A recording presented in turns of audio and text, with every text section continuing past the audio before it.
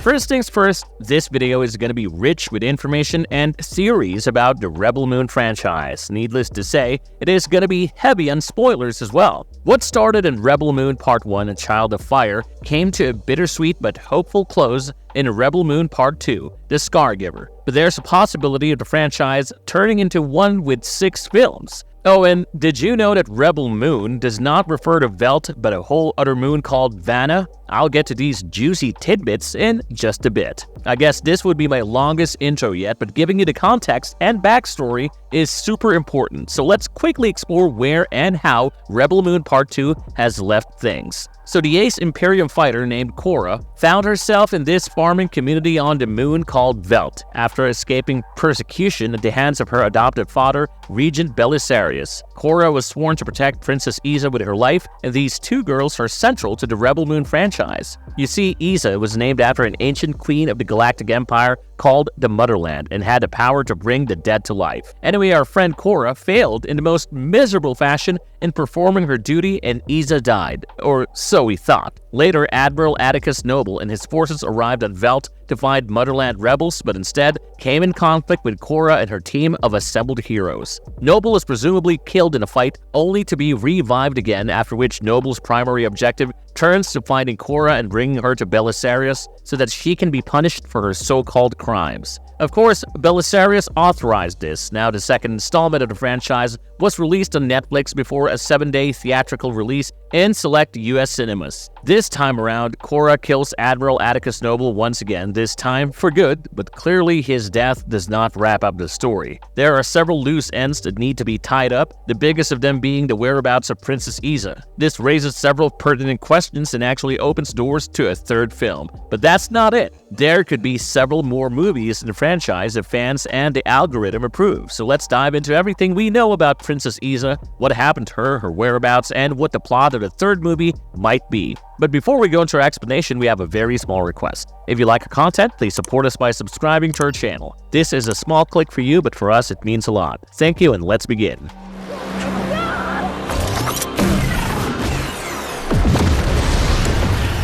The curious tale of Princess Issa. Issa's birth transformed her father to king. Previously, all he wanted was the expansion of his realm and dominion, but her arrival inspired a shift toward peace. The king, seeing unique qualities in Issa that echoed an ancient legend, grew protective of her. This legend spoke of a queen reborn through generations, destined to bring life. As the power-hungry Belisarius rose, the king opposed him and his vision. This resistance sparked a coup by Belisarius and his allies. On Velt, Cora shares her past struggles with Gunnar, played by Mikhail Hausman. She reveals she was manipulated by Belisarius to control the Motherworld due to his disdain for the royals' peace efforts. Belisarius envisioned a universe under his harsh rule. At her coronation, Issa named the last Dreadnought Peacemaker, which basically marked an end to the Motherworld's expansion. For those unaware, Dreadnoughts were galactic battleships serving the Motherworld military forces called the Imperium. This was her first royal act, which would mean that Motherworld would allow the universe to prosper without further interference. However, Belisarius and the fearful elite of the Motherworld waited on the Peacemaker for Issa's arrival. The ship lacked the usual defenses, so yeah, Belisarius was not really interested in honoring Issa. Instead of safety,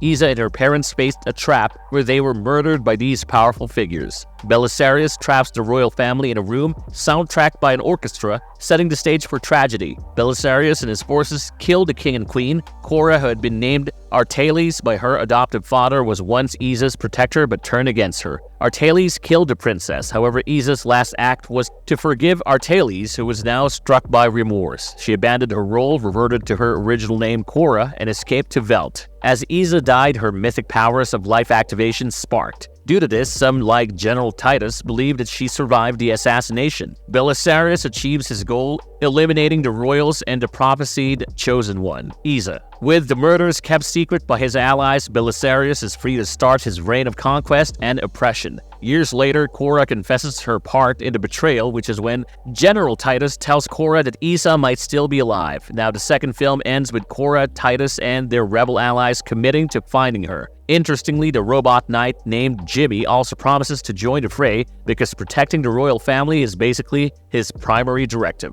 What might be Cora's role in the future? Artalis grapples with guilt because she knows the royals, including Issa, aimed for a benevolent peace. They were far from being bad. In fact, she also realized that Belisarius was the root cause of all things evil with a Motherworld's governance style. This makes her feel monstrous for her role in the deaths of the royals. However, Rebel Moon Part 2 offers her a shot at redemption. Jimon Hansu's character, Titus, tells Korra that Issa is still alive, possibly hidden by either friends or foes. This aligns with Issa's special abilities. After defeating Noble's Dreadnought and his forces, the heroes see an opportunity to challenge a complacent Motherworld. The Imperium's warriors are exposed, making victory a real possibility. The plan is to rally under Issa's cause, attract more dissidents, and harness this momentum. The Blood Axe rebels are on board with potential support from other worlds and rogue forces ready to join. How would Korra and Princess Issa's relationship evolve? Viewers are left wondering whether Issa would truly forgive Korra after all these years, which may not have been kind to her. Issa might not even desire the throne anymore. It's a huge risk, but one Korra is ready to take to achieve personal redemption and help bring stability back to the galaxy. This path could restore her as Issa's defender, fulfilling her original destiny to bring justice and honor to the royal court in Rebel Moon Part 3. With 2 Rebel Moon movies in the bag, director Zack Snyder has streamlined the story and given Korra a clear purpose. Her band of misfits are committed to their cause, ready to follow her to the end. After losing close allies like Nemesis and her soulmate Gunnar in the Noble War, this mission is all that remains for Korra. They would have wanted her to reinstall Issa to the throne, completing Korra's arc of duty and loyalty. The setup for Rebel Moon Part 3 positions Korra to leave her past behind and emerge as a heroic Artalis once again. Will there be a third movie? If yes, how many more? The Rebel Moon saga is set to extend well beyond just 2 movies. In a chat, Kurth Jonstad revealed to Cinema Blend that the series was initially planned as a trilogy. However, the story has expanded so much that they're now looking at making it into 6 movies in total. What viewers got on the 19th with Rebel Moon Part 2 The Scargiver is actually just the second part of the first movie. Each movie is meant to be split into 2 parts, much like the first 2 films, A Child of Fire and The Scargiver. Jonstad and director Zack Snyder have thoroughly planned out the structure, timelines, character arcs, and backstories all the way to the end. They're hoping that the fans are as excited about this journey as they are. While they've made significant headway in planning where the story will head next, Rebel Moon Part 3 isn't quite ready to hit the production floor just yet. The plan is for 4 more films to follow, continuing the epic narrative laid out so far. I mean, even the script is not ready, and it makes sense to work on the script only after Netflix gives the green light. In fact, in an interview,